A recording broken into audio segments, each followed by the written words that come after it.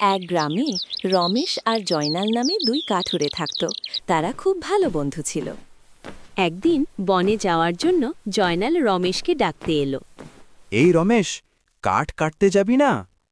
হ্যাঁ, যাব তো। না গিয়ে আর উপায় আছে? কাঠ বিক্রি করেই তো ঘরের জিনিসপত্র আনতে হবে। চল চল, তাড়াতাড়ি চল, দিন তো প্রায় শেষ হয়ে গেল। এই কথা বলেই দুজন বনের দিকে রওনা দিল। বনের ভেতর দিয়ে যেতে যেতে তারা গল্প করতে করতে এগিয়ে চলছিল। তারপর সামনে এগোতেই একটি ব্যাগের থলি দেখতে পেল। এই রমেশ, ওটা একটা ব্যাগ না? তাই তো মনে হচ্ছে।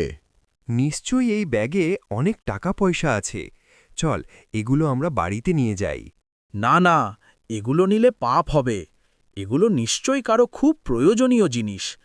এক কাজ করি, এগুলো আমরা আমাদের জমিদারের কাছে নিয়ে যাই। তারপর তারা গ্রামের রাস্তা দিয়ে জমিদারের বাড়ির দিকে রওনা হল। অন্যদিকে একটি মেয়ে কাঁদতে কাঁদতে জমিদারের কাছে এসে বলতে লাগল। জমিদার মশাই, আমার একটা ব্যাগ জঙ্গলের মধ্যে হারিয়ে গেছে।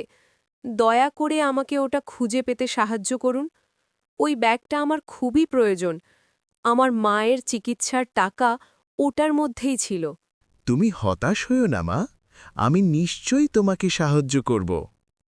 এদিকে জয়নাল আর রমেশ জমিদারের বাড়িতে এসে পৌঁছাল।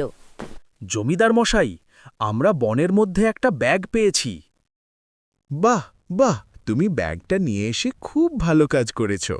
এই ব্যাগটা ওনারই, বনের ভিতরে হারিয়ে গিয়েছিল।